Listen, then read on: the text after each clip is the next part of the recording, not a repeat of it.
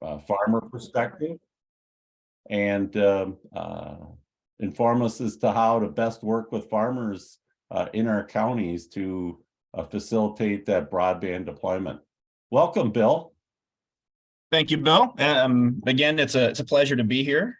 And I'm going to try to share my screen here if I can.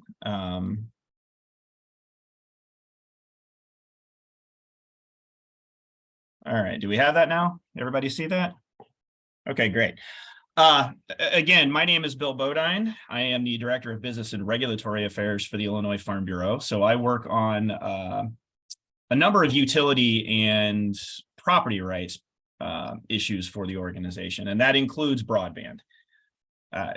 It's probably no surprise to any of you, broadband is improving broadband service around the state of Illinois is a priority of our organization. It has been for years. We've been working on trying to make those improvements and ensure that our members can get access to improved broadband service. As Bill Coleman just mentioned, it's hugely important for a major economic driver for the state of Illinois. We need broadband service to transmit data for our farmers, to get access to information that help them manage their businesses, to implement precision agricultural tools that can help them be more efficient, more effective, more sustainable. And so we need to see these broadband improvements be deployed out into the rural areas. So all of that, I think you probably know, and is probably no surprise. But what I did want to cover today are some of the issues around deployment.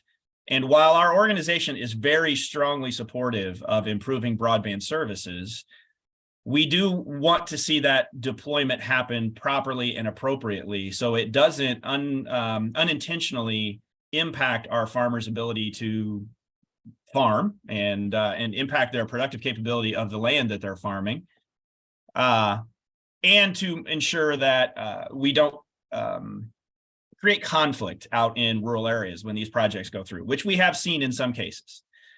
So, there we go. So again, many of you already recognize this. We are seeing increased installations around the state of Illinois.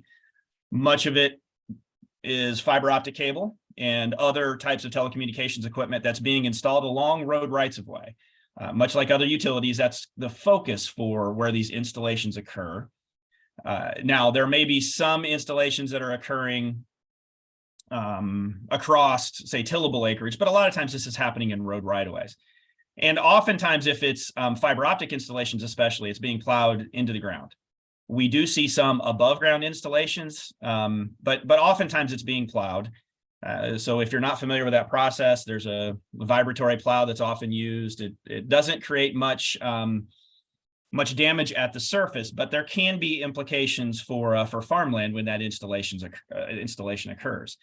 And another issue that we often see is the broadband providers that are installing this equipment often use contractors or subcontractors to do the installation. They may not have the capability or the capacity to do large-scale projects, so they hire others to help them, which is fine. But that sometimes does create some issues because you've got contractors and subcontractors that are out there working who maybe have different business practices, different approaches to landowners and farmers, and that can create some situations where conflict can occur. So one of the issues that can create conflict in the state of Illinois is confusion about the right-of-way itself. So under Illinois law, a permit must be sought from the road authority. If you're working in the road right-of-way, a permit must be sought from the road authority that has the jurisdiction over that particular road. So if it's a county road, you must talk to the county and get that authority. If it's the state, they have a permit process through IDOT you must follow. If it's a local township road, they need the authority and approval of the road commissioner. But that's just the first step. In many areas of the state of Illinois, and this is most often the situation along township roads in Illinois, which obviously are more rural roads and could be a focus of installation as we get broadband out into those rural areas for our farmers. It's most often the case along township roads that those roads may have been developed by what's called an easement. And that means in many of those cases, those easements only were for use of the property for road purposes. did not include any other use of that particular road right-of-way. And so the landowners continue to own to the middle of the road for anything outside of road use purposes. So if it's, as an example, a broadband installation, then that is generally recognized as outside of the road use purpose and would require an easement from the landowner in order to do that installation. And that's where we run into some conflict, because there may be things like drain tile, there may be issues with where the location of that road right-of-way is for that farmer.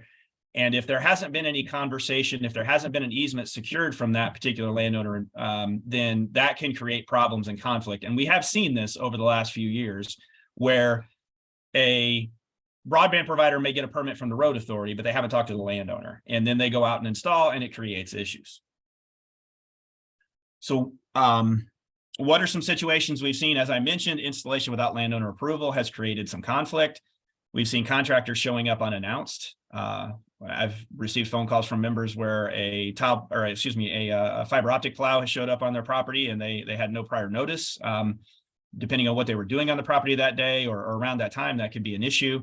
And then we get into the really concerning issues regarding broken drain tile and other damages left unrepaired by some of these contractors who have installed fiber optic or other telecommunications equipment, or even access to fields that are sometimes limited when we think about above ground type of installations. So I'm going to show you some pictures. This is a picture of a situation that we had with one of our members. And if you look at this picture just above the barricade there, you can kind of tell that that land is wet. Okay, there's water. It's muddy in that area. And that's a result of a fiber optic installation that broke a drain tile. So this is when you have broken drain tile, oftentimes it'll create what's called a tile hole. The pressure of the water will suck the dirt down and create a hole in the ground.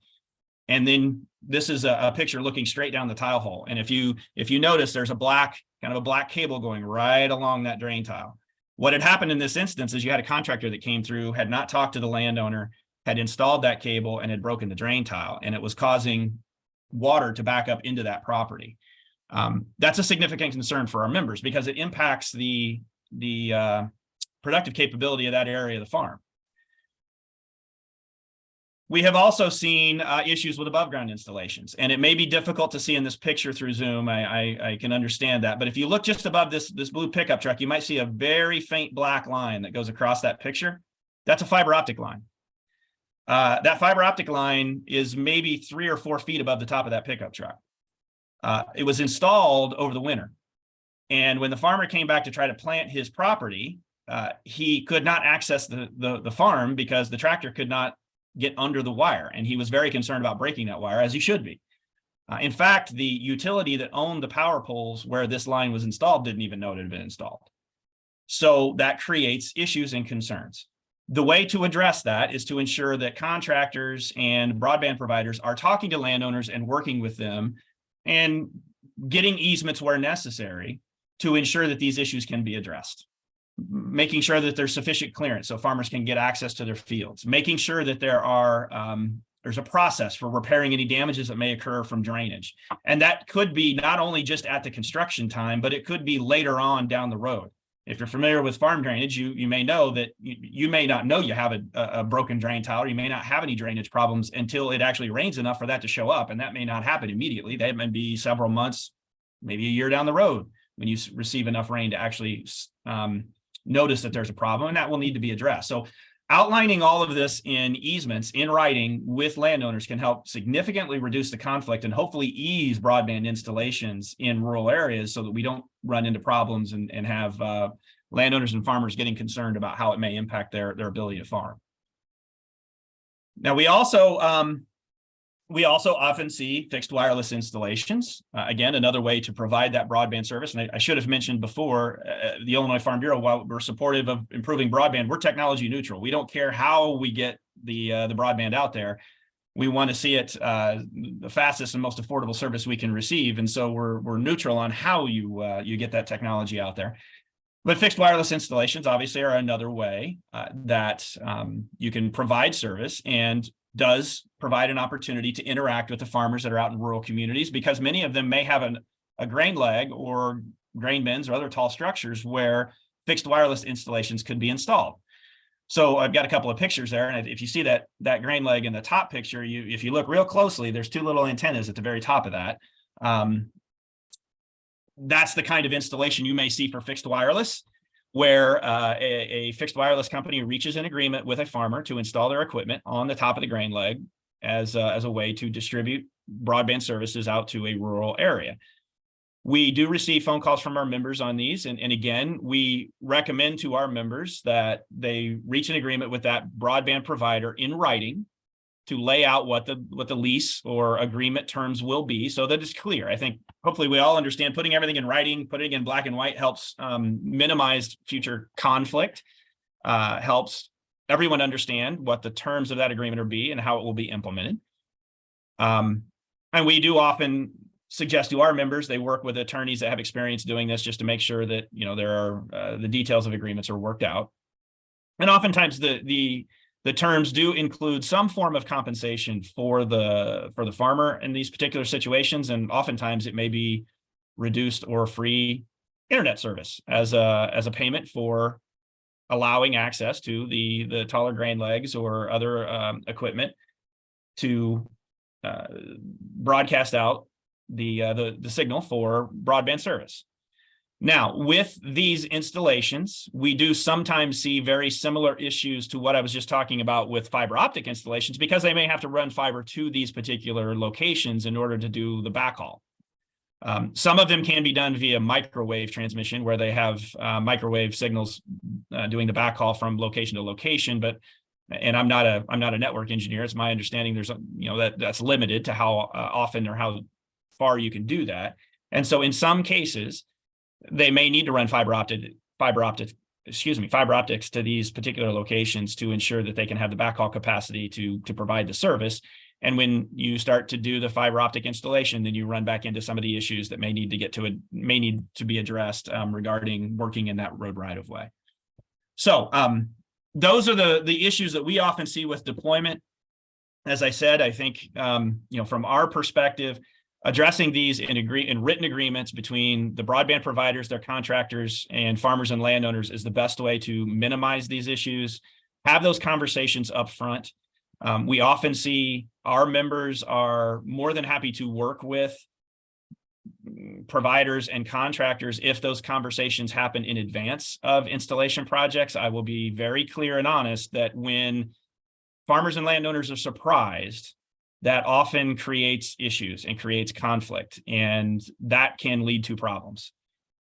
Doing the work up front is a far better way to speed this process than trying to do it on the back end, because at that point, people get upset, they get angry because they haven't had the opportunity to have input. So that's what I wanted to share with you today. I'd be happy to answer any questions you may have about any of this. Bill, I have a question. This is Bill Coleman. So have you seen effective ways at counties where we've seen bigger broadband projects? Have they done this? Is it always one-on-one with each farmer, or are there meetings where people the provider makes their pitch and people come up and sign an easement? How does that work? Well, I think I am aware of some situations where they are trying to work on what I'll call standardized easement agreements.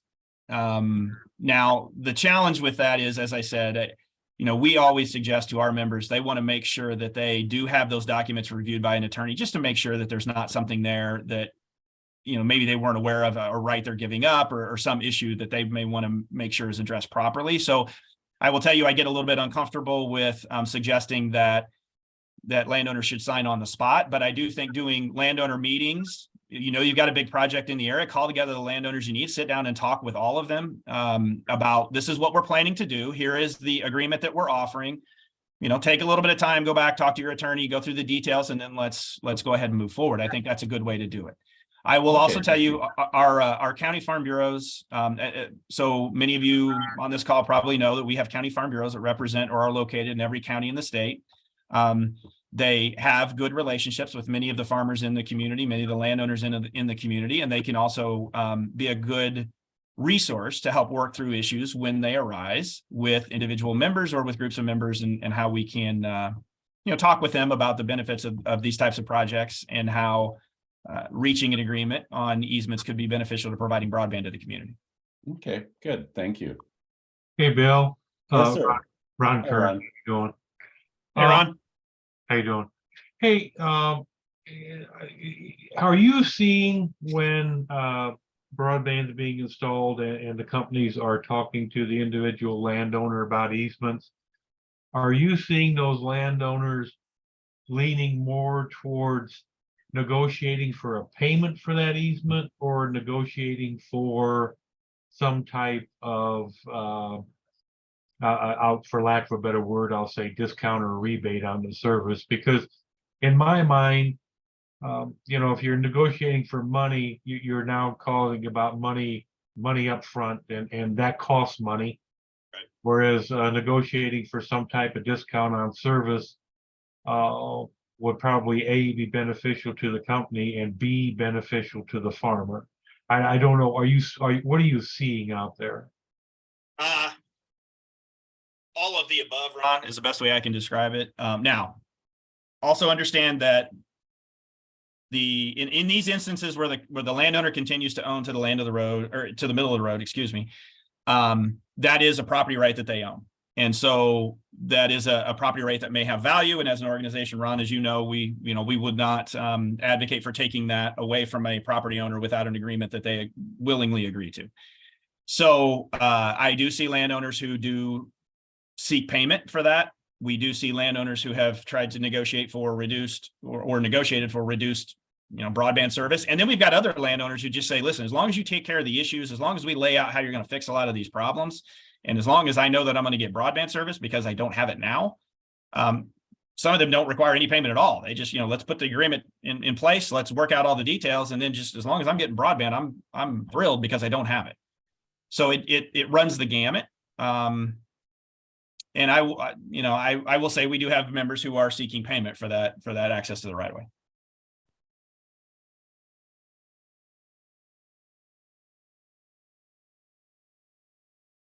Good. Any other questions? There's a good one in the chat, Bill. From Oh yeah, okay. Discussing easements is early before any vendor even considers a project, but important. I know that the Farm Bureau has done general meetings for wind farm projects, updating members and farmers. Has your office done information meetings when a county gets to that point? So yes, we do landowner meetings for other types of projects, as the comment noted. We have not done them for broadband yet, though I could see that happening. I do know of at least one county where they are going to be, the county farm bureau is going to be doing some of that work. Isn't that Champaign County, Bill? That is correct. So Champaign County, Champaign County Farm Bureau has been heavily involved with a project in Champaign County. They're actually leading kind of what I'll call the educational aspects of that project, reaching out to the rural community, doing landowner meetings, doing meetings with farmers. Not only for, my understanding is not only for the infrastructure side of this, but also for the uptake of the service to encourage people to, obviously utilize the broadband service once it's installed. So they are very heavily involved in that. And I could see us doing more of that as these projects move forward. Yeah, Bill, it was actually interesting. It was Jesse Shackleton who told me about that Champaign County Farm Bureau involvement. And I thought that was such an interesting way to get you all involved up front with that kind of information meeting. And of course, providers do want to know about uptake. Of course, that's going to help them with their ongoing operating costs. Right. So I think as we learn more about that, maybe we should either have them on as a guest or make whatever materials that they're perhaps distributing to landowners available to other communities. I just think it's a sort of a great pilot model that we should explore further together. Sure, and I can kind of be a liaison between them and this group if necessary. So just let me know. I'd be happy to start those conversations. Good, thank you, Bill. And of course, we've got our Illinois Soy Association as our prime sponsor with us as well. So that's another resource that, Mhm. good. Thank you so much, Bill. This is really interesting. And as always, common courtesy is a key success factor in working with people. So before you go digging on people's land, I suppose it does make sense to talk to them. So good neighbors, right? That's right. We can say maybe good fiber makes good neighbors. We'll start a new replace Robert Frost in the literature. Well, great. Thanks again. Next, we're going to go to maps, and certainly mapping is a powerful tool when it comes to rights of way and where fiber lines are going to go. But we're going to talk more today about the broadband coverage maps and some other kinds of mapping. We're going to go first to Shubhika Agarwal, and she's with the Illinois Broadband Lab, and has been working on broadband now for, is it 2+ years? 1.5 years, actually. Okay. Thank you. And just become such a great part of our team in terms of providing this direct service to our communities on maps. Has been really powerful for us. And so Shubhika, why don't you show us what you provide to the communities and provide some direction for communities. Sure. Thank you so much for the introduction, Bill. Hello, everyone. Good morning. So just a note before we begin, there's going to be a lot of information today. And I am happy to, after this meeting, if you want to set calls individually with counties to go over the maps together, we can certainly do that. But in today's session, I'm mostly going to focus on sharing all the resources with you so that you have a sense of, the different things that you could be utilizing, what data looks like, because now we have the state maps and also the federal maps, the FCC maps that have come out. So we might see that, there is difference out of data in different places, but nonetheless, the more data we have, it helps us build on, which areas to focus on and things like that. So I'll start off with sharing about the state map. We'll then, just briefly see a few features of the new FCC maps. And then I'm going to share the mapping packets that I've created for all of you and the information that's in there. And we also have a worksheet that you can later utilize in your breakout rooms just to get a better sense. So I do have a presentation that we'll share later on with you, which kind of summarizes some of these resources, links, and all of that. But for now, I'm just gonna straight get into the map and begin there. So I hope everybody is able to see my screen. Okay, awesome. Thanks, Adrian. So this is what the Illinois broadband map looks like. We will share a link to this in the chat again. So it has got a lot of tabs here. I'm going to start with the left. So access, the statistics, grant eligibility. Then there's some general layers on the anchor institutions, the economic development regions. We have a bunch of boundary layers on here. So counties, township precincts, cities, and villages. And these are pretty heavy layers. So at times, the map might take some time to load. And that is right here. We have a tab on all the federal projects that have been funded or are in the process for the regions. We have a tab for the state projects. So that covers things to the left. We have a speed test feature here. For now, I would recommend that counties use the link that Nancy is going to be providing in the survey for speed test, because we're trying to figure out a way of how to incorporate speed test taken on this with our map. Eventually, when that happens, I'll let you know. But for now, I'd suggest that use the link that Nancy is going to be providing with the survey. Up here on the top, we have a few links. Again, it's not a comprehensive list, but some resources on adoption, funding, and then there's a little information on how we create these maps. Right here, we also have the coverage files for download. These are from the May 2022 version, but we do have the November 2022. That is when the data is from. If any of you need those shape files for your work, if you have GIS teams on, just get in touch with me and I can make sure that you have access to those files. And then let's just dig in. So one feature that I like to start with is the ISP locator. So the thing here is you can type in any address or just maybe even a county. So a specific address is usually good. I'm just gonna type mine because I not looked up others at this point, but you could just select your address. It takes you down there on the map, and then it's going to give you a list of all the providers. So this is again fixed providers who provide service at your location with the maximum speeds, and you can also go to their websites to check, the services that they provide. This is again based on the information that is reported by ISPs. If you see that, the provider list that's showing up here is not accurate, then we have a feedback link as well. So you can select that. There's going to be information that we request on what really is the issue here, and that goes into our system. So you can allow location so that if you're looking up this map at home, it's going to detect that location and send that data to us as well. But then the reason for feedback, so speed issues present, that's a problem, the pricing or any other issues, or there's no broadband at this location, things like that. And then you can give us more information and just additional things that you might want to share so that we can improve the map moving forward.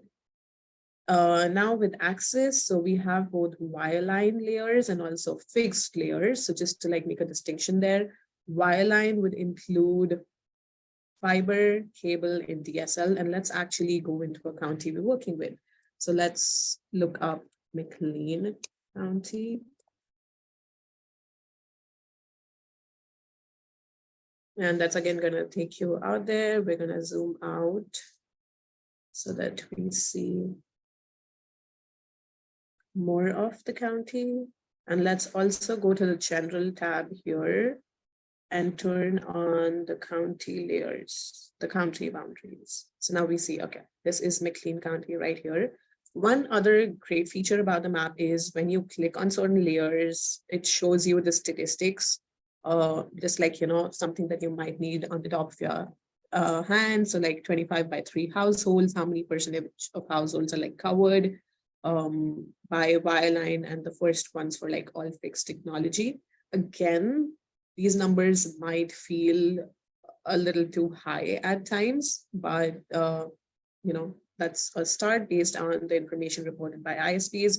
If you think there's some serious inaccuracies there, please use the feedback feature that I previously shared, or just write to me, give me the feedback, and I can pass it on to my team so that we can take a closer look and make sure that the data we have on here is accurate enough. So going back to yes, these three would be part of the wireline technology. And then we have the fixed wireless. So when we add all of these numbers would actually add up to the all fixed category that we have on there. So this is what access looks like in McLean County. One other, and there's a legend on the right here. So what all of these colors mean, it shows up right here. If you want to look, share this with somebody, there's a share feature here.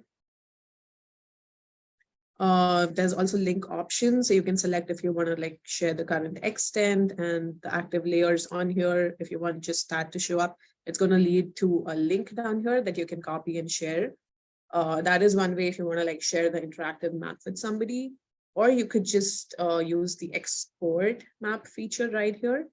And that gives you the ability to export the current extent of the map in various formats such as PDF or images. So that is one way of sharing if you want to include or just share this with other members on your team, something that you look up. Also, because it's interactive, there's a draw feature here. So let's actually switch to the access layers here. So let's do 100/20 wireline and see what that looks like. For McLean, we see that it's mostly in the Normal and Bloomington areas. And I'm just turning off my video just to make sure it's a little faster. Okay. And so what I like to do is just like, use pointers or markers and see like, certain areas, maybe just mark them out that, these do not have access. Let's just see why that might be. So they do not have 100 by 20 access, and then move on to maybe the statistics tab. So this has, the various socioeconomic indicators that would be useful in understanding access. So we have income, internet access by age, educational attainment, and things like that. I would like to point your attention to the broadband adoption statistics. So it has percentage of households with an internet subscription, without an internet subscription, and the density of households. So let's first look at the percentage of households with no internet subscription. Again, the legend here, right here. So the darker the red, meaning the percentage of households with internet, with no internet subscription is higher. So we see that in areas where we do not have 100 by 20, a lot of those are like darker shades. And again, you can click on these to get like, more detail on what the statistics looks particularly for that census tract. And this is all from the latest ACS census data. So that is one feature. Again, just explore all of these different things, how different indicators might be affecting subscription and adoption, or maybe even availability in your areas. So that now the other thing that I want to show, let's just turn off all of these. Let's still have the boundary layer on. The other good thing about this is a lot of you might have worked on your own data that you might want to import. So there is a feature to bring in shapefiles or CSV files. With shapefiles, if it's a point file, there's usually a limit to 2000 features. So if you want to bring in like address data or point data in here, it might not be the most helpful. So again, if you have those capabilities, if you have GIS layers, I would recommend like using the shape files that I can share with you, and then just take it to another software where you can import data and then look at various layers together. The other one is grant eligibility. So our Connect Illinois round 3 is currently on pause, but we're working on it and we'll have an update soon. But then we have like an eligibility layer here, which accounts for all the different areas within the state, and that's in red, which would be lacking 100 by 20 wireline, without any prior state grants, and the reconnect, excluding the reconnect areas as well. So all of those are marked in red here, and this would be a good resource to plan for areas that are eligible for the third round. And finally, there's a layer. There are a bunch of layers on the various federal programs right here. There's RDOF, CAF2, ACAM, and all of those other programs that you might have heard of. Again, not going into details of this, but then just showing you that this is where it is. You can always zoom in closely at your particular county in your particular city or all of that and get a sense of where projects or things are happening. And then we have the state projects layer as well. So we funded 2 rounds of projects with Connect Illinois. And this is how it populates, again, interactive. So you can click on it and get more details on the funding, how many passings they covered, and all of that information. And a lot of these helped out. Sorry, yes. Excuse me for interrupting, but sometimes it's easy, or when you start clicking, you get a lot of layers shown. And Yeah. so if you turn off all your layers, I think there's a button even that does that, and then you can kind of start over and see your particular specific thing. So like a grant funded programs or other funding sources. So I was just meaning to let people know that sometimes it's helpful to turn all the layers off and then look for particular things. Absolutely. So thank you for pointing that out, Bill. So there's on top of each of these tabs, when you're switching over, just click on turn all layers off. So that's going to do that for you. And then you can move on to the next one. And so you'll just have that. And you'll always, if you have like this legend thing on, that's going to help you get a sense of what layer and what all of those colors mean. So yeah, thank you for that. So these are the things here. The other important tool, again, so a lot of tools, a lot of things we can do here. There's the query or locate tool. So if you want to look statistics up or just like zoom into a specific, say, region based on the economic development regions, you can select that. You can name it and apply it. So that takes you in there. And again, there's like statistics for each of these different sort of geographies that you want to look at. So this was an example for the economic development region. If you have like schools on there, I think school district is something that you might be interested in. So again, there's a locate by school district and you can select the type. Yeah, so it just gives you the list and I'm just randomly selecting one. Again, you can rename it however you want to and apply. So it takes you there. And again, statistics specific to that school district is going to show up on the right here, or you can just also click and take a look at it. So these are a few features, quite a few features of the Illinois broadband map. And I would now like to switch over to the FCC map. So, and also like after this, if we have any questions, I'll be taking those. So this is what the FCC map looks like. It's been pretty user-friendly. So the first feature it has on here is like looking up your specific address. So that's through the location, or you can just directly on here type in an address. So I'm just randomly gonna type in 100 and see what comes up. Okay, so an address in Illinois. And just to give you a sense of the information that is, so this is very much granular. Again, it goes on to specific addresses.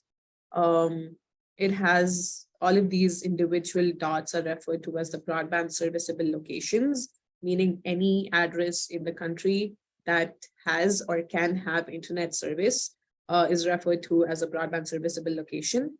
And it's gonna be, you might see a few gray dots like the one here. So this would be cases where, the FCC has kind of determined that this location does not subscribe to market, the market broadband services, but instead the enterprise services. Again, if that is wrong, there's like challenge process and everything. There's like a very different talk that we can have on how to submit challenges when you look on things, which is nothing but reporting inaccuracies that you might see on the map. So if your address doesn't show up, or if the associated information is wrong, or if the provider information is wrong, there's like a process to it. If your county is interested in exploring that further, let me know. I'm happy to like walk you through the process and help you out there. So as I mentioned, for each of these locations, there's going to be the type of building, the unit count, the type of technology you want to look at. A lot of times you want to go to this settings toolbar here and select all wired and licensed fixed, because otherwise it also counts the satellite services into whether it's served or not. So for this location, all wired and licensed fixed wireless with speeds 25/3, considering that this is served. And then to the bottom, the most the best part of this, you get information about all the providers, the technology that they provide, have reported to provide at this location, and also the maximum advertised upload and download speeds. There's this last column with challenges here. So if we do challenge a specific like provider, then it's going to show up as a count here. And then there's another the process of how the FCC is going to review it, how we get a chance to work with the ISP to make sure the data is accurate. That's again another process. And I am happy to share more about that later if you are interested to learn more. So that was about the location. Just looking up more address specific data. The other resource I want to point you to is the providers. So this again is very exciting. The Illinois map cannot really show you which provider covers what area, just because we have non-disclosure agreements with providers. We cannot show that information, but we are providing each of your counties with a list of ISPs. So There's like a folder that I've created for all of you that has a folder called the list of ISPs, and that's got an Excel sheet with the name for like, each of your providers that we have on our list. Again, if there's a provider missing on there, just let us know, and we can add that, at least for now, when in the system. That's going to take time for us to verify and things. So here, about this page, what you can do is you can use that list as a reference. And for now, I'm just going to, for example, we have Rise Broadband in a few of our counties. And I'm going to select, so you can also select the specific technology you want to look at and say save. And that shows up all the areas where that particular provider has reported to provide the technology that you've selected. So in our case, Rise Broadband, which is also referred to as CHAB Wireless, they have reported licensed fixed wireless technology in all of these areas. And again, like zooming in, you can get a better sense of, what that coverage looks like. And as you zoom in more and more, it just becomes more granular. So yeah, the hexagons shrink and it keeps taking you to the lowest level possible. So again, a resource just for you to get a sense of what that coverage looks like in your specific county. This could be helpful. There's also the similar thing for mobile data. If you want to look that up, add the provider, the technology, and then just get a sense of where they have reported, that kind of coverage. Shubhika, Sure. a quick Yeah. question. As you zoomed in on those hexagons Yes. on that wireless, it really showed, areas that were served and unserved that were quite small within that larger geography. Is that because there's no houses in those areas to be served? Yes. Or is, okay. So Yeah, that's that's not right. really a propagation map. That's really, because there could be broadband in those areas, but there's just no house there. Or Is that correct? yes, so like with licensed fixed wireless, it could be possible that we have houses in there, but then their technology doesn't provide service there. But here in this case, it would pretty much mean that if this is the white space, we do not have houses on here, and that is why it shows up as white. Okay. But within that, one of those hexagons where it says 33% coverage, and find that one up by freestanding one. Yeah, Yeah. 66% coverage. Is that within, what does that mean? Okay, yeah. So that would mean, yes, based on the number of houses in there, because this is based on hexagons. So like you see right here, if you zoom in, you see like 2 building footprints. So there's probably like a third, I'm guessing. And yeah, this is based on, in this hexagon, if we have X number of households, how many of those are reported to be covered by the provider Okay, we have selected. Yes. Thank you so you. much for that question. Yeah. So yes, that is how it's going to show coverage. And, as we saw, it's going to change a little as we keep zooming in, just because of the changing zoom level, like the size of the hexagons that we're looking at. And that could be maybe because one house has a tall antenna. Maybe in that case, and that's why the one of the 3 can get the service. Yeah, yes, that would be right. Okay. Thank you. Absolutely. And one last feature or resource here would be the area summary. So if you want to look up specific counties or places, or even congressional districts, this would be a good resource. I'm for now, as an example, going to choose the county. Just type in your county. So for example, Ogle County. So it zooms in there. And again, we can play with, what technology we want to look at.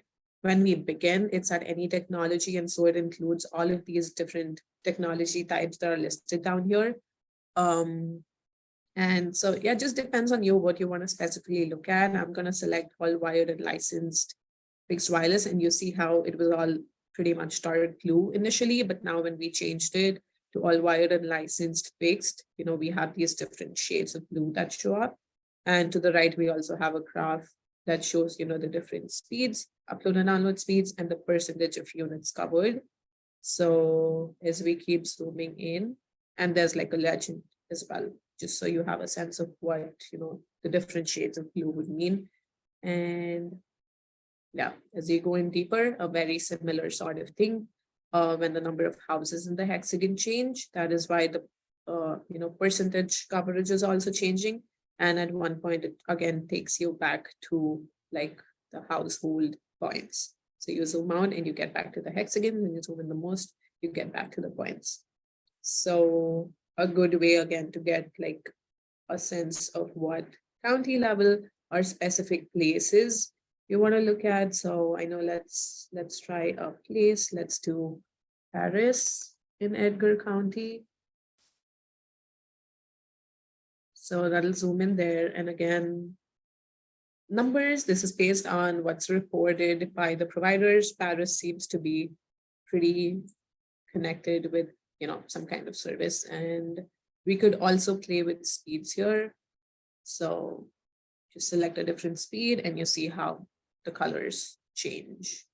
And there's still the graph there. So that is some of the resources, the state broadband map, the FCC map. I'm going to quickly run everybody through the data that I'm going to be providing. So we have census data by tracts and by county. So let me go to the county folder, and this is going to be for each of the counties. I'm going to share a link specific to your counties later on in the chat. So there's like a bunch of tables here. I have also provided a list so that, you get a sense of what information is included. We have information on types of computers and internet subscriptions, type of internet subscription by a few selected categories, like, access to devices and the kind of internet technology that they use, things like that.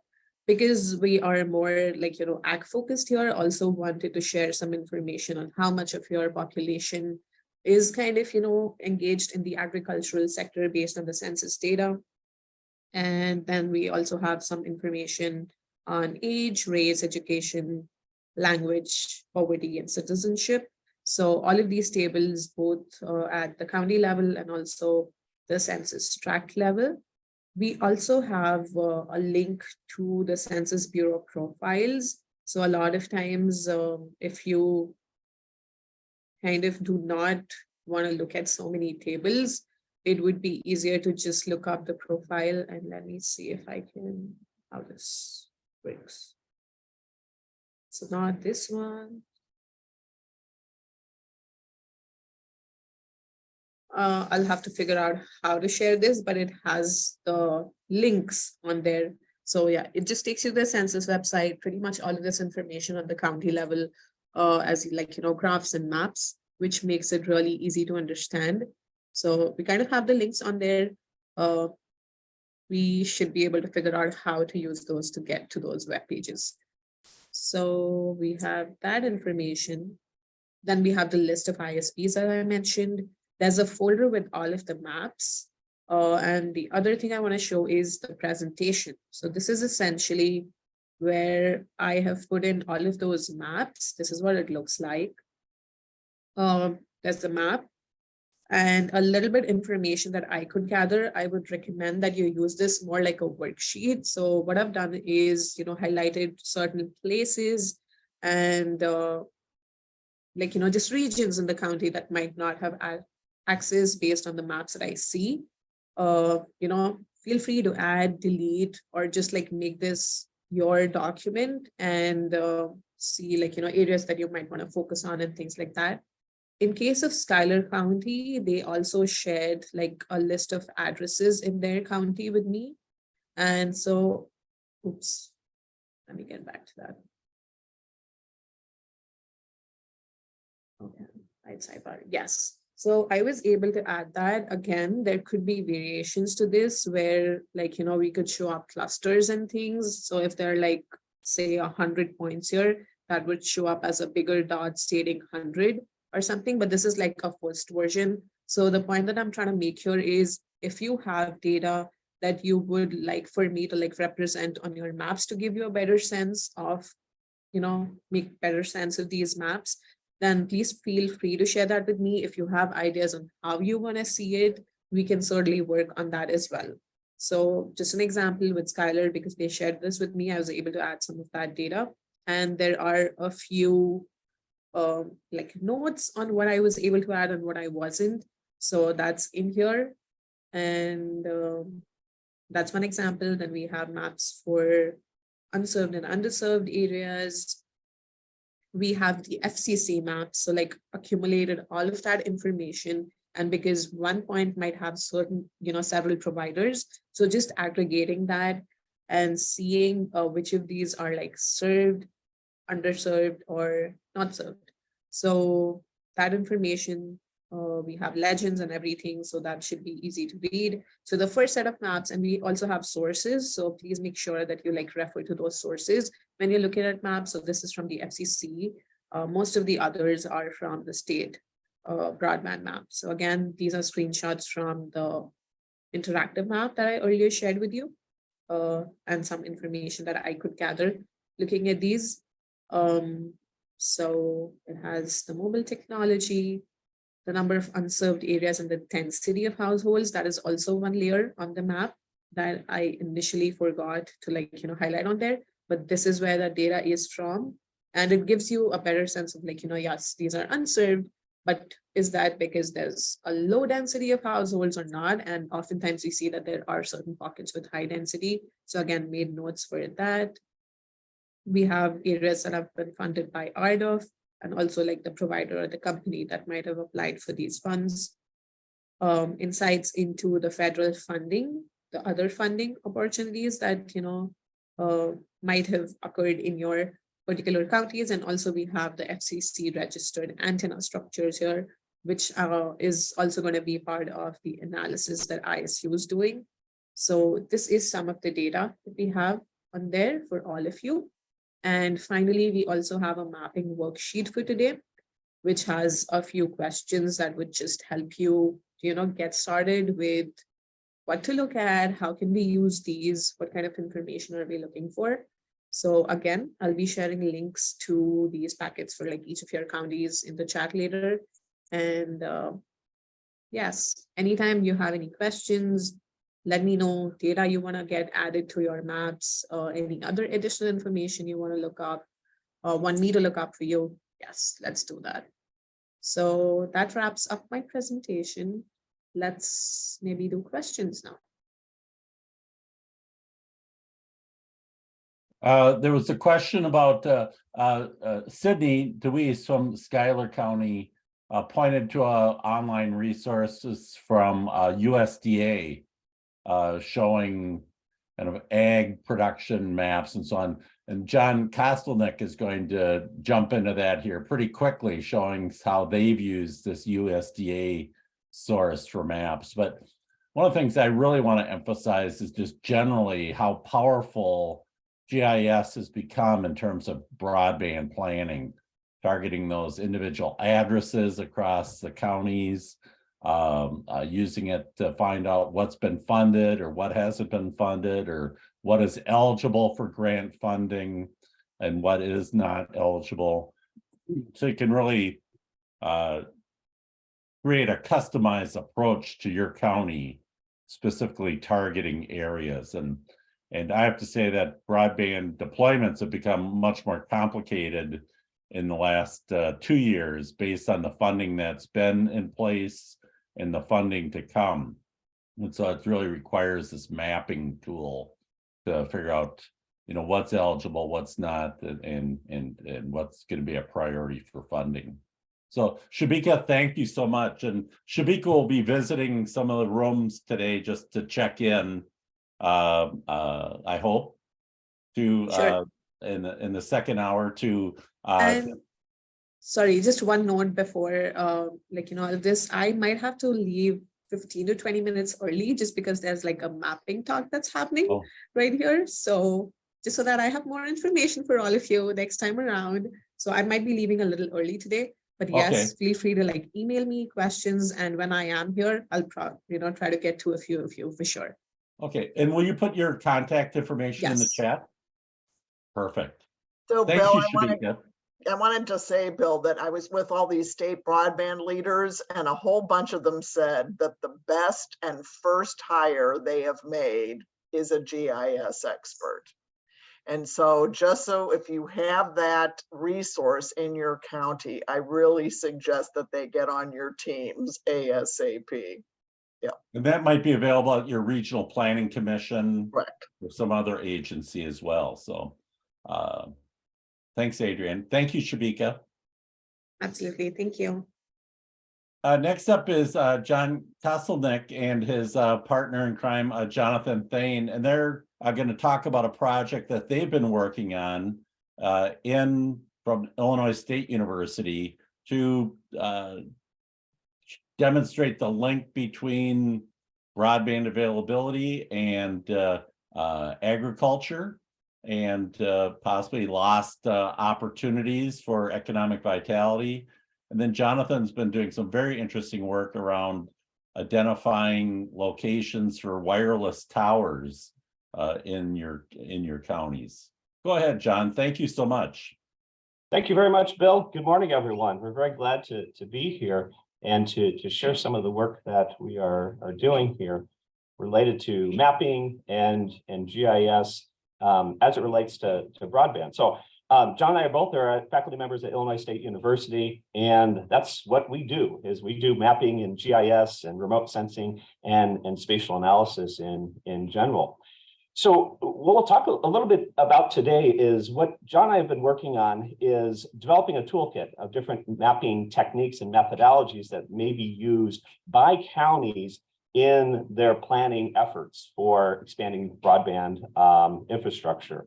And what you'll see is we leverage some of the maps that you saw Shubhika present, and also then kind of add some additional analysis to answer some of the key questions that you all are looking at. So we'll look at a couple of those today and try to demonstrate how mapping perhaps can be helpful in those efforts. So the first question we'll look at, as Bill mentioned, is this idea of how do we quantify the value added, or sort of the return on investment for broadband, looking at economic potential. And so we'll focus specifically here on trying to quantify the agricultural gain that could come if broadband were to be fully realized. And then the second part that John will talk about is how do you then actually expand broadband access? And so we'll tie into some of the slide that Bill Bodine showed with the grain head and the grain bed there. How do we map out those? How do we know where those vertical assets are so that we can leverage those to potentially expand broadband coverage? So let's look at the first question here first. And I guess what I would say is this is something maybe that can be helpful in the early stages of planning here. And essentially we're trying to develop a dollar amount that is sort of estimates that return on the investment. So this can be something that can be used to advocate to as you're looking to expand broadband, to sort of make the case, if you will. We all know the many benefits of expansion, but how do we quantify that? How do we get a number? So what we'll focus here is on corn and soybean production, realizing that there are a lot of benefits that broadband brings, but the added production that could result due to expanded use of precision agriculture. So as you all know, we've got medical, educational, all kinds of potential benefits of broadband, including economic. When we look at precision agriculture, the logic, of course, goes like this. Expanded broadband means that precision agriculture is more feasible. Precision agriculture, of course, means that yields can be higher. So, and that, of course, is so important in many rural counties as an important economic engine. So we can kind of think about this as improved broadband drives economic growth in the county. So, just thinking a little bit about precision agriculture, of course, that means lots of things. It means potential reduced costs of inputs, fertilizers, and pesticides for farmers, potential reduced labor costs. And one of the things that we'll focus in on our work is a study that was done by the USDA, by Lo, which actually quantified the potential gains in yields due to broadband expansion. And so of particular relevance to Illinois is looking at yields that come about for corn and soybeans. So LaPiccolo found that in areas that had very good sort of broadband coverage, you could gain 3.6% gain in corn yields and 3.8% gain in soybeans. The last sort of note I have on the slide here is, the farmers that we've talked about always, stress the need for broadband and the benefits over cellular and satellite-based networks that might not be quite as stable. So, thinking about all of the data that might need to be uploaded or downloaded, broadband really becomes a necessity. So what we'll do here is we'll use some of the maps that Shubhika showed. And what we're particularly interested in is finding the unserved and the underserved areas that are cropland in a particular county. So that intersection, those are the places where, okay, if we can expand the broadband, those are places that we potentially can see some higher yields. So we'll use kind of the standard FCC definitions of that, of the unserved, underserved areas as the focus. So we start with the map showing the unserved and underserved areas, which is what you see here. The analysis I'll show you here, this is for the 2021 growing season. So this is one of the maps showing coverage from the Illinois broadband website that Shubhika showed. And then to tie into the question in the chat, this is the cropscape or the cropland data layer that's published by USDA. And so essentially what you could see here is it is done annually. It shows where or the type and where different crops are grown in the state. So I've highlighted here corn in the yellow and soybeans in the green, obviously a big focus of the Illinois agricultural economy. So we can get this as a GIS layer. So not to get too much into the weeds, but I do want to show you how we come up with the numbers. So we'll take a county here. We'll do McLean County, which is home to Illinois State University, where John and I are at. And then what we do is we find the underserved and the unserved areas from the broadband map. So in this case, we've just got the underserved areas shown for McLean County. We bring in the cropland data. And so again, you can see the green and the yellow where soybeans and corn grown. This is for the 2021 growing season. Essentially what we do is we want to intersect those two. So what you're seeing here is we've just isolated areas of corn and soybean crops that are in the underserved area. So we found that intersection of those two places. So the idea is these are places that potentially could expand broadband, would yield additional agricultural yields. What we can do then is calculate some numbers here. So in this table, what you'll see is the first thing we do is we figure out how many acres. So we use the GIS to calculate how many acres of corn, how many acres of soybeans do we see on the map. And so those are shown in the table there. So about 140 some thousand for each. What we can do then is we can take the county averages and then calculate and estimate the number of bushels for corn and soybeans. So we can put that in the table. Now, what we can do next is we can use those numbers from the USDA study, the 3.6 and the 3.8% expected gain, and we could come up with an estimate of what we think additional production might look like. And so the caveat here is we get good, adequate broadband in these areas, and farmers are going to utilize that and sort of maximize that potential. So we can estimate the additional gain. So, for example, you'll see for corn, over 1 million additional bushels for that particular growing season. Then what we could do is we could take sort of the average price per bushel during that year, and then that gives us essentially sort of a dollar amount. So when we kind of boil this down in the end, what you'll see for McLean County for the 2021 growing season, just looking at the underserved areas here, that's an additional net gain of about 9.6 or so million dollars. So it gives us kind of a number and a way of sort of maybe quantifying, what this potential return on investment might look like. Now, keep in mind here, we're simply looking at corn and soybeans, and we know that there is other agricultural, dairying, other sorts of agriculture industries that would take advantage of this as well. We're just capturing one small but important piece of the puzzle. So what we've done is we've done this analysis for 15 counties, including all the counties in the cohort here. We've done it for both the 20 and the 21 growing season. So we try to do this kind of annually. I'll show you kind of some maps. What we've done is we put together these maps into a map book. So we've got a couple of maps here for every county. So an unserved and an underserved. So here's McLean County. And then the table that we looked at is down at the bottom there. So I'll just give you kind of a quick look at this.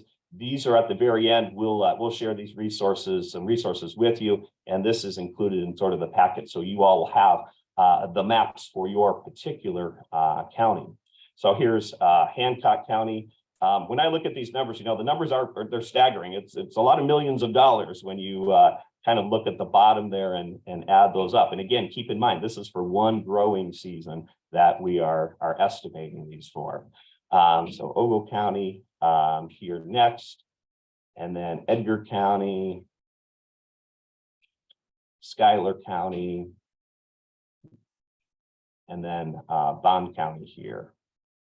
If you're curious, the 15 counties, when we add up all the numbers for 2021 alone, is a total of 121 or 120 rather, or 110, sorry, million dollars in estimated added economic value of corn and soybean production.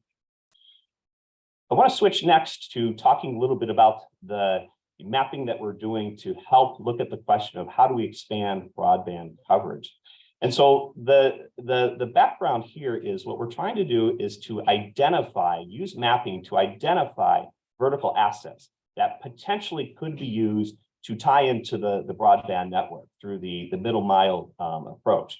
Obviously, you know, the fiber to every farmstead and home is the ideal solution, but what are some other ways that we could leverage vertical assets like grain bins that already exist, have good line of sight, and potentially could help expand broadband coverage, maybe in a more economically feasible and a more time sensitive manner as well. And so the approach that we'll look at here is how do we automate that process instead of going around and, you know, mapping out each one individually. How can we extract those features and then have a nice map that shows where these potential vertical assets are? And so the idea with this is again, is kind of to tie into sort of this middle mile approach by leveraging these vertical assets. So if we have a grain head or a grain bin, you know, how can we identify those and sort of assess the potential to expand broadband coverage? In other words, if we were to utilize this, you know, how far would the signal go? So essentially what we have to do is we have to map these features. And just as a little bit of a background, there is no sort of standard map that exists. Probably the closest thing that exists is the vertical asset data set that the FAA has. And obviously they do this for airplanes and you know, knowing where the vertical obstructions are.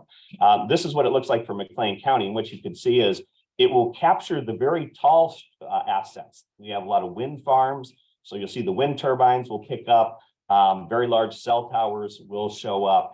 And when you're close to the airport, you'll see smaller structures, but it won't pick up the grain bins and some of those intermediate vertical assets. So we have to create a way to do that ourselves. So what I'll do is I'm going to switch over and give the screen sharing to John, and he's going to talk a little bit about how we've automated that process.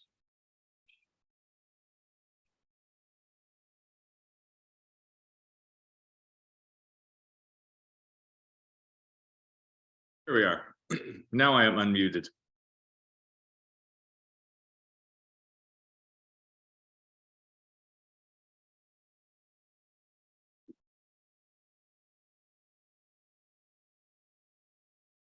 All right, can everybody see the slide that I have up here?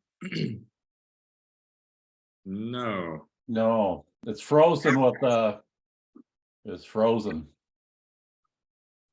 It looked like it was thinking though, so you might want to just try it again. Let me try that again.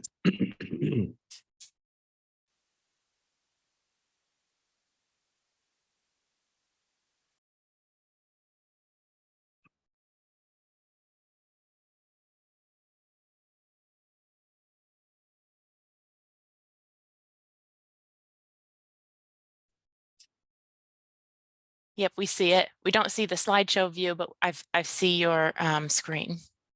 Okay. Kind of Looks like it's apropos gonna to our work. conversation here. I live out in rural Illinois in a small farming town, so my internet connection could be stronger. We're all good now, Jen. All right. Here's what our process. Here's a simple flow chart that I'm trying to use to illustrate what we're doing. My focus is I do GIS like Dr. Kostelnik, but I focus on analyzing pixels from images that were collected from satellites or drones or airplanes. And every county in Illinois has the NAPE imagery, which is the National Agricultural Inventory Program. That's just visible and near infrared photographs of the entire surface of the county collected by an airplane. And LiDAR data, which is like radar, except it uses lasers instead of radio waves. So we're just going to ask a series of yes or no questions of these data to hopefully identify tall features that are not trees. That's the goal.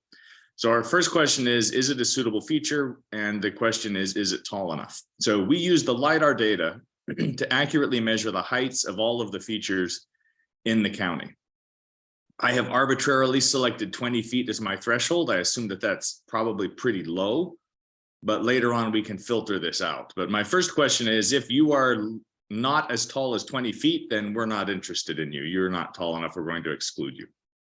If you're taller or equal to 20 feet, my next question is, are you a tree? So to answer that question, we calculate an index called the NDVI, which is just an estimate of the amount of photosynthesis that's happening in each pixel. It's a very reliable predictor of photosynthetic ability. It ranges from 0 to 1, 0 being there is no photosynthesis happening here, it's a parking lot, up to 1, there's a ton of photosynthesis happening here, it's a tropical forest. So the question I ask is your NDVI greater than 0.1? And that's a threshold that I just discovered as we played around. But if the threshold is greater than 0.1, you're probably a tree. I'm not interested in putting an internet repeater on the top of that structure, right? Well, it's not a structure, it's a tree. And I thought that's where we would end, right? Here we've identified tall structures that are not trees, but as we've looked at the data that we've come up with, it happens frequently that two tall trees are next to each other, and one of them is shadowing the other. And the shadow artificially lowers the NDVI. So it is a tree, but according to the NDVI, it looks like it isn't because it's in shadow. So to solve that problem, we just ask another yes or no question. Are you by a tree? And my threshold here is maybe a little bit large, but I was thinking even if it was a permanent structure that we could count on, if it was next to a tree, that tree might cause some interference. So the question I ask is, are you within 100 meters, or sorry, 50 meters of a tree? If you are, then you're too close to that tree and I'm not interested in you as this tall feature for an internet repeater. But if not, then you look pretty good. So it's a simple yes or no series of 3 yes or no questions where we ask, are you tall enough? Are you a tree? Are you far enough away from a tree? And if the answer to those questions come out right, then we can move forward. Just to show you what that looks like, we're doing all of this in Quantum GIS, which is an open source GIS application. So it's free, it's available to everyone. So all the tools and the data are free. But this is what it looks like. Here we have some grain silos. Here is what it looks like in the aerial imagery. I mean, this is like a Google Earth image, but it's collected by counties. And then we have LiDAR data, which we get 2 pieces of data from the LiDAR data. The digital surface model, which is the height of the tallest thing on the surface. If there is no building there, then it's the height of the ground. So, I mean, you can see here buildings, trees, parts of the trees are showing up higher than other parts. Obviously, we all know what trees look like. Grain silos, trees growing along the side of the road here. We also get back a terrain model, which is the elevation of the ground if all of the buildings were removed. So not perfect, but we subtract those 2 from each other to get the height of structures. And so it's very accurate. And we have here, I mean, the more white the feature is, the taller it is. So our grain silos are obviously showing up as the tallest feature. We then identify those or limit them by their height and create a point file that includes the structure, its height. So we can then say, well, actually, I'm looking for things that are at least 40 feet tall, and then we can eliminate those that that don't qualify, that don't meet that threshold. interrupt me, or well, we'll see how you're handling questions. But if you have any questions, certainly let me know. This is an example of ISU campus. This is Watterson Towers, our tall dormitory. John and I live in this building right here, Felmley Hall of Science. This is our open quad. But here we have some trees, and this is an example of how trees were interfering a little bit. Here we have the LiDAR data that shows us the heights of buildings. Watterson Towers is clearly the tallest buildings on campus. We have a few other apartment buildings. We highlight buildings that were, this is everything that is taller than 20 feet. But you can see we have some trees that are showing up here, some of the tall trees on the quad and some of the trees in the area. So to eliminate those, we calculate the NDVI. The more white the pixel is, the more photosynthesis is happening within that pixel. So here we can see the lawn and the trees of the quad and some of the trees down here in normal. Clearly we have no trees growing on top of the library, right? So our buildings are showing up as dark black. We filter those. I like we're able to successfully discern between trees and grass, which is quite helpful here. Then we just make a buffer of those trees in order to be 50 meters away from that tree. And when we do an intersection then of the buffer and the polygons that represent the outlines of the buildings, everything that is blue here then is a feature that is not a tree, that is at least 20 feet tall, and that is at least 50 meters away from a tree. And then it's just a matter of turning each one of those polygons into a single point that includes the height of the object, its size, in other words, the number of pixels in its footprint, so that a telephone pole is much smaller than a tall building, right? And the maximum height. So it's a pretty straightforward process. The only thing that slows us down a little bit is when we do an entire county, we're processing billions of pixels at a time. So even though the math is simple, we're repeating it billions of times, and that takes a little bit of computer processing time. I think Luke and Jake, the students that are helping us with this, are here on the call now. And I think there's one county they started a process on, and it's been going for a couple of days. It's been thinking for a couple of days in order to get it finished. So a little bit of time. There are tricks for breaking that up, which we will include in the instructions. But our goal here is clear instructions using free data and free software that anybody can use to identify the tall features in their counties or their area of interest.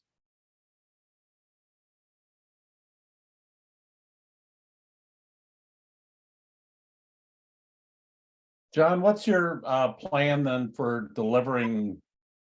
What product will the communities get? Oh, here we go. Thank you. Yeah, we'll do a quick scene change here again, and yeah. So as John mentioned, we are working, and our couple of students, Jake and Luke, have been doing a fantastic job with this. This is Hancock County, so this is kind of what a final result will look like. We are doing the counties, the cohort counties here, and we are very close. Some of them are finished. We have a couple that we're getting very close to, and we'll soon have. So this is kind of what the final product will look like. And let me just give you just a quick little insight into sort of the next steps from here, and then I'm going to circle back, and I'll end with a couple of some of these resources and where we can share those. The next step, of course, is to say, okay, we've got these vertical assets. Now what, right? So we'll just take kind of a simple example here. So imagine this is an area, and we've got, okay, these are some potential assets that we've identified. And what we can then do is say, all right, let's look at zones of coverage. So what you're seeing here is each of these little areas is assigned to one of these vertical assets. So just think of it kind of as an area of coverage. We can then say, okay, let's put some equipment up here and assume that there's different range for, depending on the equipment that we use, the repeaters. So here we simply, just to illustrate, use 0.5 mile, 1 mile, 2 miles of coverage to see what would the potential coverage be, where would the gaps still be if we went with this configuration. This is an important thing as well, where, how tall is that vertical asset, and can we, see over the other obstructions?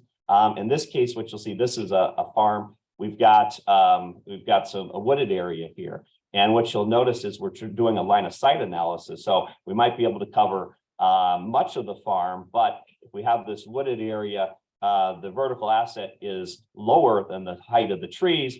So it's not gonna, the signal's not gonna propagate, it's gonna have a barrier there. So we can do the line of sight analysis as well. So that's kind of where the next steps, once the vertical assets have been done.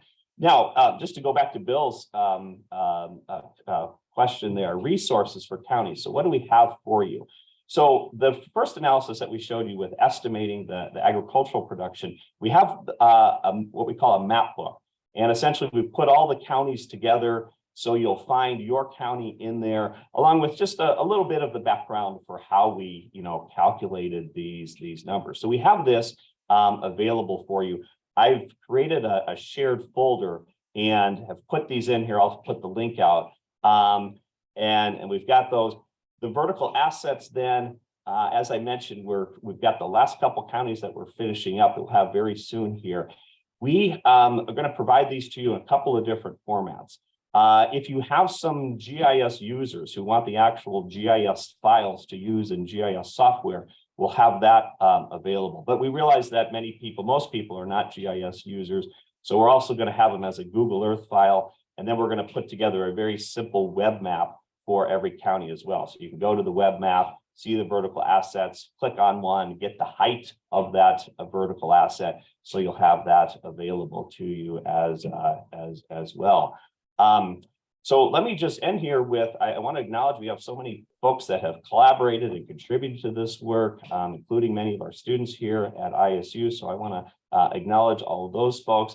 And finally, and perhaps most importantly, John and I hope that the things we're doing are beneficial in some way to the county. So if there are any areas, suggestions for improvement, any feedback that you have, we certainly would appreciate that at any time as well.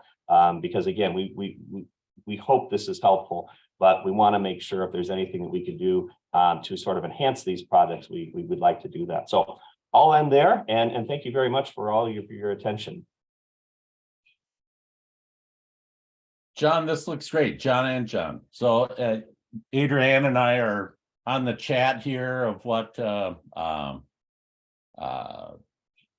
thinking about how to make best use of this data, and this is I think super valuable for our communities, and we're going to be scheming to do even more on behalf of your communities to help you in this planning.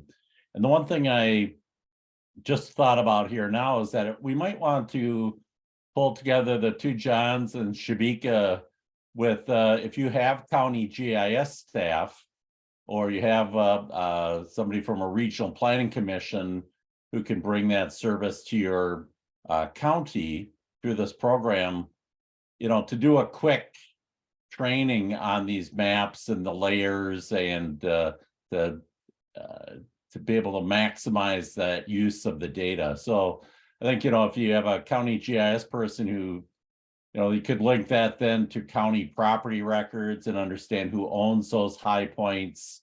Maybe they're soy association members, good relationship with the Farm Bureau. We could really close that loop a little bit with this, and especially thinking about how to, again, the survey data, all this data, really make it sing. And we've seen that with the in other places where people have been strong GIS folks and really able to create some interesting knowledge, not just data, but knowledge. So great. Do we have questions for either Shubhika or either of the Johns? We've got Shubhika in the chat has put your links for your various county maps. And then there's also, I think, the worksheet. Is that there as well, Shubhika, for the discussion? Yes, so each of these folders has that individual worksheet as well. So feel free to just type in things there that's for your county. Okay, great. And so, any questions?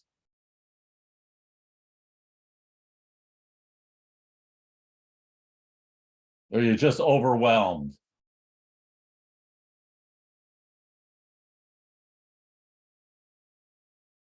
I like the idea of putting together some kind of a training thing. I mean, anything that we can do to make this easier to do by the people that actually need to do it would be, I mean, I'm in favor of that for sure. Yeah, well, let's We try can and get make that that on the calendar here pretty soon. I'll send out a little, maybe the Johns could propose a date or a couple alternative dates and times for that.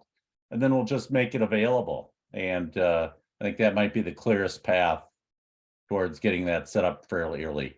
Go ahead, Mike. You're muted, Mike. Mike Delaney.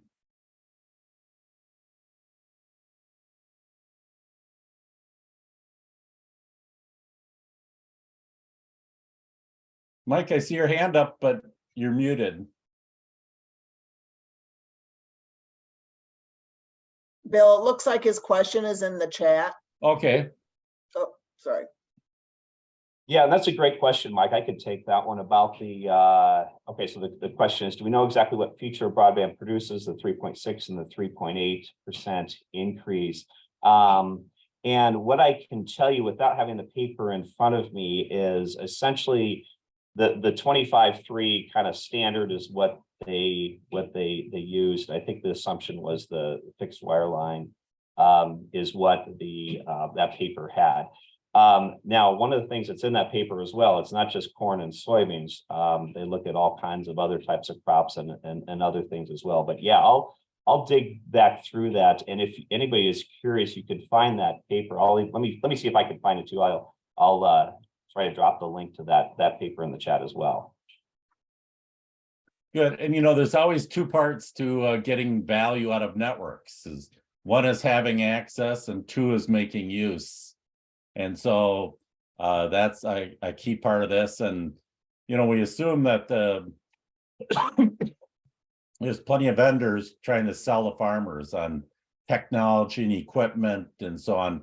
That's actually something that in many rural communities at the retail level or small business level, that kind of technology assistance is not as readily available. But because I think farmers are such a I won't say monolithic, but a bite-sized piece. I mean, there's people dealing with farmers, so they're trying to get them on board with that. So thank you.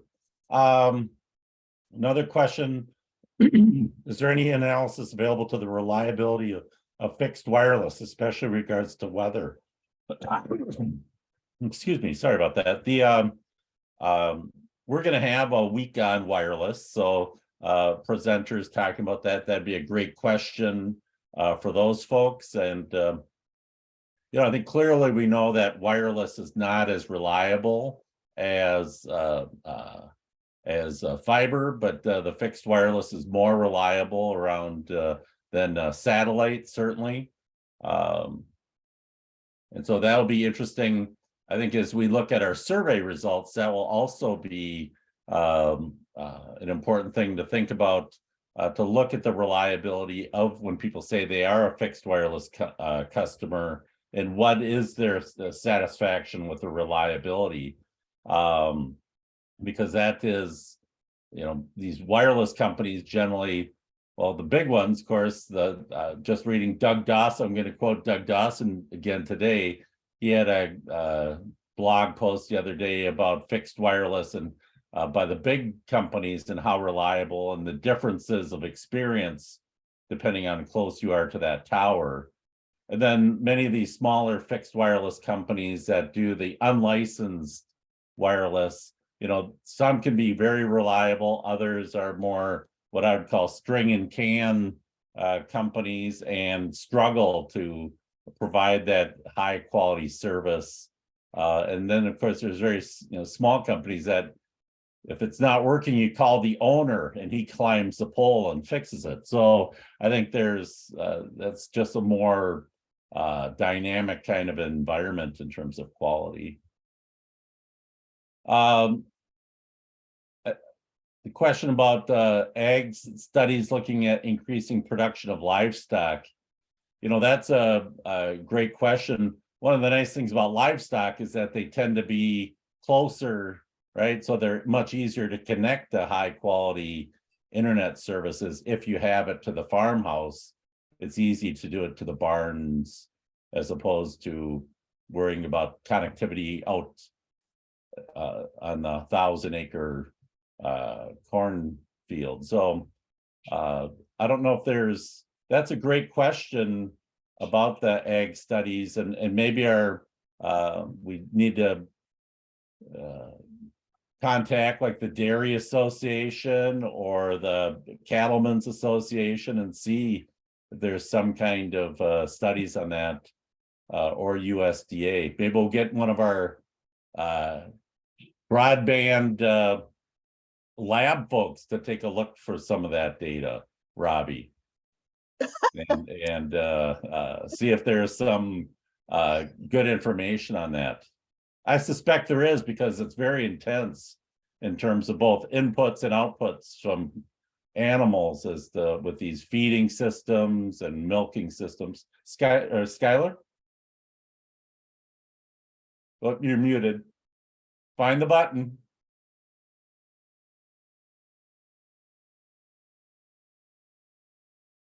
All righty, Robbie's got a link in there, so.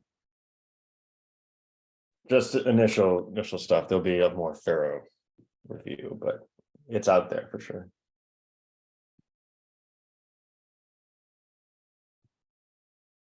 Huh. Okay, there, now I can unmute. I was pushing the Okay. button, but they had me locked down. So that's probably a good thing. Hey, I just want to thank John and John for their comments, but I think at a very just granular level in the counties, again, I just want to, I think communicating all of that data to our agriculturalists, to our farmers in our community, we've got to figure out a way to make that connection between precision agriculture and fiber, because I think our farmers really feel that they're adequately served with satellites right now. And so in order for us to take that and say, okay, if you were using something beyond a satellite, this is how you're going to make even more, or fiber is going to expand your network, you know, by this degree, or your production by this degree. So that's just that's a very rudimentary,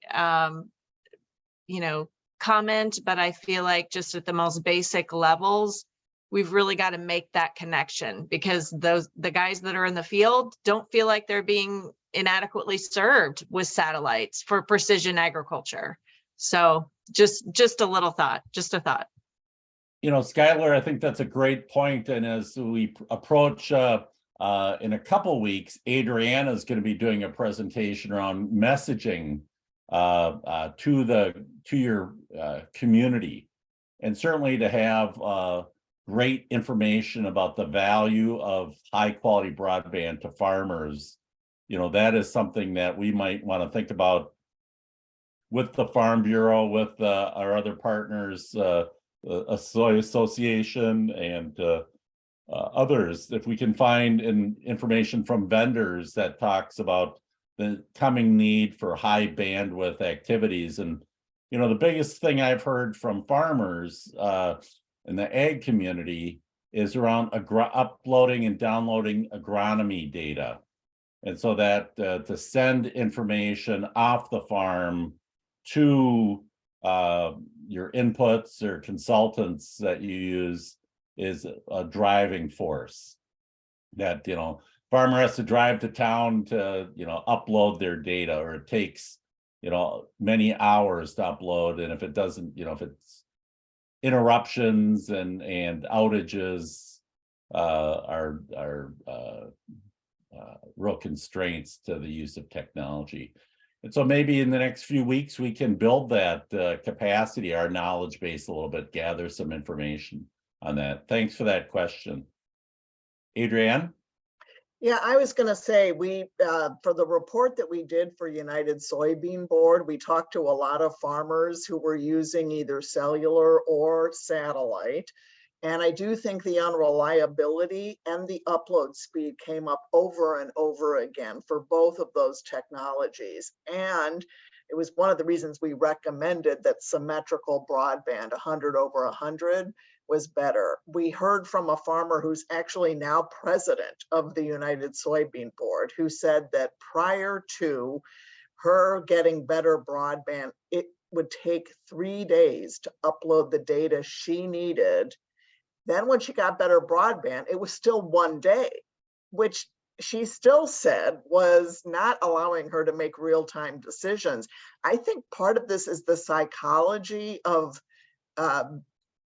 really, I think, pushing for the fact that you don't know what better broadband will deliver, and so you're settling to some degree for these incremental changes. And it was really interesting to talk to a bunch of these farmers and have them say, well, I went from 3 to 1 day, that's better. And I'm like, yeah, but you could but you could do even better than that. So I think to get to the kind of numbers that John Kostelnik is talking about, when we talk underserved, we're talking about anything that is above 25.3 up to 100 over 20, and served being even better than that. So I just think that looking at that full economic value, we're going to try to get people to understand that they deserve better broadband than what they're settling for, right? And I've talked to now, as I've prepare our presenters to work with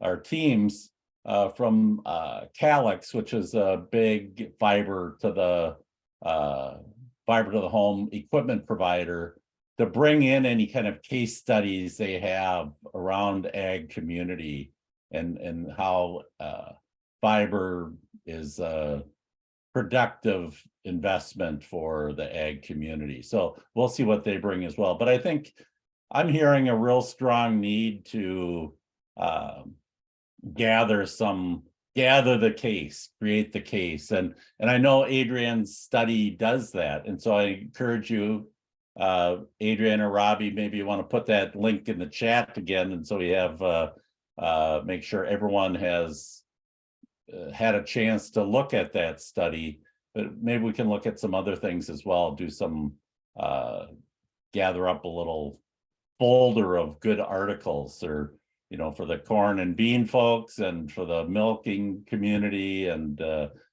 put together a little cheat sheet that, something not too dense that we can give people to say, hey, here's some good, easily understandable, make the case.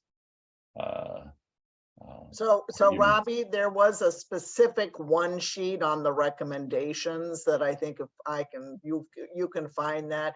It is summarized in the bigger publication, Schuyler, but there's some great case studies and quotes from farmers throughout. But yeah, I think when we organize, Bill, good point for the presentation, we'll start talking about, you know, what is good enough, right? What's good enough? Good. And raw data, I think if you're looking for the raw data around the ag stuff, you know, the Johns can help with that. And let's make sure that they have your guys' contact info. So if you want to put that in the chat, that would be great.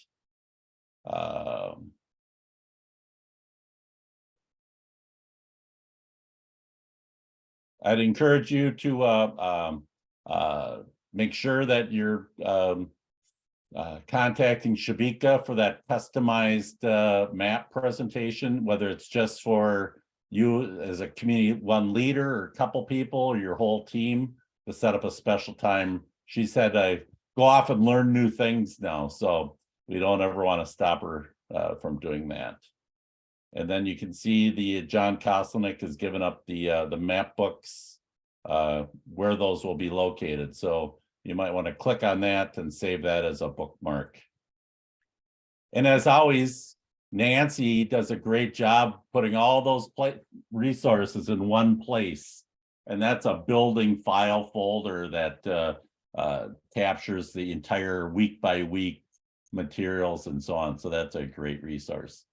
Yeah, thank you, Before Bill. we go to our rooms and have people look at their maps and go through the worksheets, do you want to give an update on the surveys? Thanks. I'll just say a few things before getting you into your breakouts. We had a lot of great meetings this past week, and I learned a lot about how this survey behaves, really finalized and refined all of those unique surveys. All of the counties have their unique link to their surveys. Some have launched and others are launching. So really great job. There was a lot to learn this past week. There's a lot of nuances with how this survey should flow and how the language is used and terminology is used. So really amazing job on feedback and just really getting in there and getting involved. That benefits your county and that benefits the other counties as well on this group. Something to consider, I just wanted everyone to kind of hear this. You may want to ask township information, not necessarily, I don't think it should be required, but at the same time, we know that a lot of those township meetings involve farmers and that some of those stakeholders and stakeholder groups that you might want to speak with are in, sort of in the realm of that township, power structure. So think about it. It might not be something that means anything for your county, but it might mean something for your county, just depending on how people sort of organize. So that's something to consider. Also, you all see with your survey links that you have the option of having a short URL, which a lot of you have taken advantage of, and putting your logo on your survey, which makes that look really clean and sharp. And then also a landing page, which is basically just one more way of getting information sort of in front of people before they click on the survey and sort of dive into a survey. And maybe just people might not have like the capacity to put up a page that they need to use. And so these are not very exciting landing pages. They don't have any like menus on them or anything, but they can have some text and some links and maybe a graphic or something like that. And then the last thing I wanted to mention is that currently with your surveys, we're going to be putting a graphic in with those speed tests that kind of show the icons that go with the different types of the two main types of connectivity, which we think will help. And that, once you've launched or once you're like right there on the cusp of launching, we do provide a paper copy. And that's really because you might have some last minute urgent changes on language or something like that with the digital version of your surveys. And we hold off on getting those paper copies to you. So it's just less sort of, re-exporting the thing and kind of reformatting it. But then of course you get those paper copies and you can also edit those as well. And so you may want to think about your language as to where you want people to go and pick up a paper copy, like at a library or something like that, or at a church or something like that. So, think about that. But that will be coming down afterwards. That will be coming down the pipeline afterwards, once you definitely finalize your survey. So I'm speaking broadly because some of you already have, but some of you are still kind of finalizing. So really great job. And we'll now, unless Bill or Adrian or anyone else has anything to say, can open up those breakout rooms. Just a task in the breakout rooms, as always, is to get your team together and think about things that need to be done. Implementing the survey is a topic, but it'd be great to have, people, if you can go through the maps and kind of see what is prepared for you in both the files, well, the Shubhika ones, and I don't think the ag ones are all in there yet. You can check and see on that, click on that link and see what those look like. And go through that worksheet just as a discussion guide. We don't ask you to turn those in or even necessarily take big notes on them, but use it as a way to guide your discussion this morning, and then adjourn as you see fit. We'll keep those meeting rooms open until there's no one left in them, and I'll go from there. I'll stop by, start in Edgar to see how you're doing. Shubhika is not with us anymore. She's off learning new things, and we'll go from there. Adrienne, any closing notes? No, I know we threw a lot of information at you today, and I appreciate Nancy as always pulling together all of these links and having this data available for you. She'll send it out in a subsequent email. I have to tell you, I know how great Shubhika has been, and her map booklets, I think, are just enormously helpful. But John, I really want to thank you for going through the data today. I'm going to have John Thane speak to Bill and me about talking with a feasibility study firm and see if we can get some of that high point data to help us get to some more realistic modeling that we can look at for the county. So I'm very excited about that. But thank you so much, the two of you. This data is really what drove the interest of the United Soybean Board in this project. So the idea that a county could receive increased economic benefit from the investment or the deployment of broadband was really what drove their interest and their underwriting for the program. So I get on my knees every day to the Johns and say, if it weren't for you, the United Soybean Board would not have been interested. And again, you know, always Bill kind of carries through the research and data and works with the counties to see how it can best be of most use to you all. You all are the pilot project. So one of the things that I always say is, as we move forward and do subsequent cohorts, if you see that there's any way to use this data differently, more clearly, to package it in different ways, we love hearing from you. I just super appreciate, as I said, the presentations today, and a great one from Bill Bodine too. We're going to take advantage of that Champaign County example and try to get these landowners involved in a much earlier stage and do the right thing by people who are contributing so much to the economy of the state of Illinois. So really appreciate, Bill. This was a great day. Good, thank you. Good, so let's open up the rooms, Nancy, and as always, let any of our team from Benton or the Broadband Lab feel free to call on them for assistance. And the other thing I would say is that as you hear of funny or fun stories or meaningful kind of anecdotes you hear from folks, make sure that you reach out to Ann Tracy, who's a Benton team member, who's doing research and kind of documenting things. And so feel free, and Ann, why don't you put your information in the chat? So if somebody comes up with something that, oh man, I heard this the other day from a farmer, from a superintendent, or whoever, share that with Ann, and that will make her research all the more rich and valuable going forward. And Okay. the rooms are open. Thanks, Ann. Okay, great, everybody.